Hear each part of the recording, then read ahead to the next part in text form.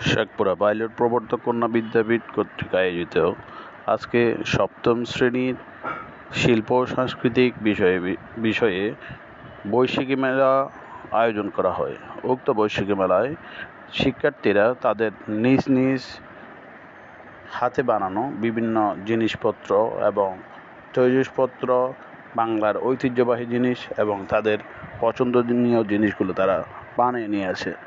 তারা এখানে বৈশাখী মেলা যেভাবে উদযাপন করতে হয় সেভাবে নিজেদের জিনিসগুলো সাজিয়ে নিয়েছে। শিক্ষকরা এখানে তাদের প্রদর্শনী দেখতে আসছে, তারা তাদের প্রদর্শনীগুলো একে একে বর্ণনা করতেছে। আমরা দেখি শিক্ষার্থীদের মধ্যে উদ্ভাবনী এবং উদ্যোক্তা হওয়ার যে বিষয়গুলো সেগুলো ফুটে উঠতেছে।